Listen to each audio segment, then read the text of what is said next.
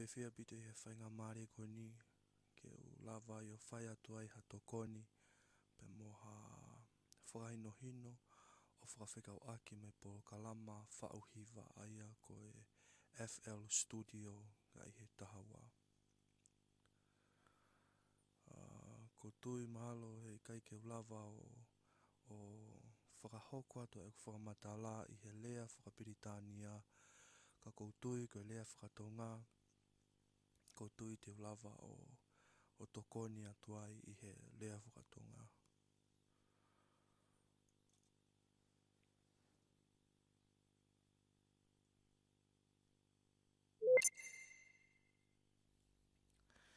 E taimi o ku te openia kia e wha ela tahawa o ku whotunga peheni, veanga peheni a ene hā mai.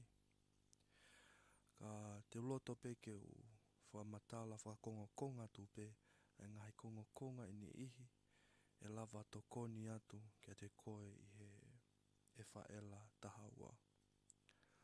O ka kisio me lewa ke ku tawhaki to ohema.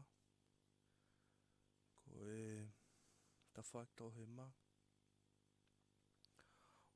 Ko e tawhaaki ia o ku iai ai mea lea mo instrumeni, piano mo e ngahi alamea pehe te whakaao ngai aki ki he whao ko ia o ha pīti, pe ko ha whasi.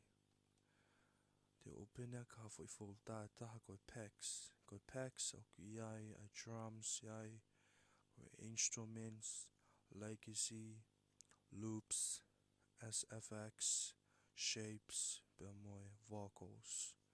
Ko drums,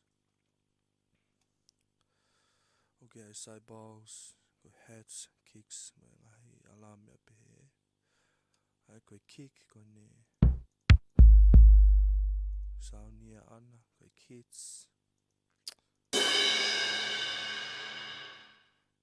Tato te whito piki he snare.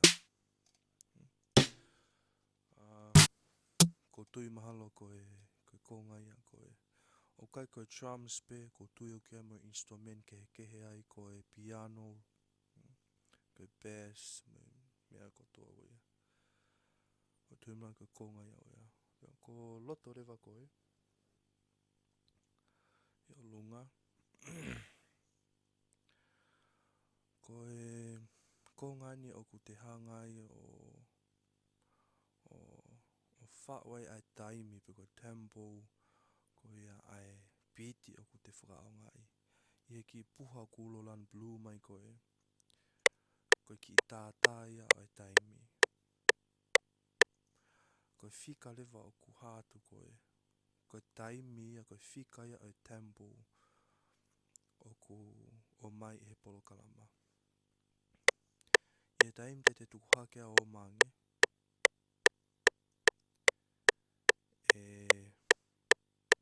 O maa upito. Te taimi te tuku hifo ai. E ki i mamari ange. Ka koutui koe konga ia koe ia. Koe te ulawa tokoni atoi. Koe ki i puha ku ulo mai koe. Ko hono switch ia, hono tātā. Mi he ke tātā i he track i lalo. Pako lalo rewa koe koe track. Koe kotoa ngā instrumeni mo piano mo drums o ku te hanga o whau i lalo he. O whakotuu i lalo he. Pako taim te whau ai.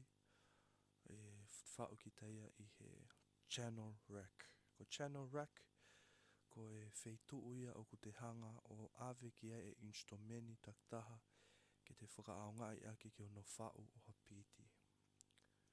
Ko e kicks, ko e clap, hat, pa moe snare. O ku nau hā whotunga kehe atu pe. Pe o ku nau sauni kehe.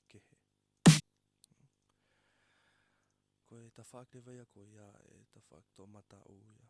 Ko e lewa o kune hanga pule i ai track, ke asi pa mo puli. Ko channel rack he, ko piano lewa tawhak i koe. Ki puha lewa o ku ulo koe mixer ia. Pe ko tui koe mixer o ku ia e insert raki ua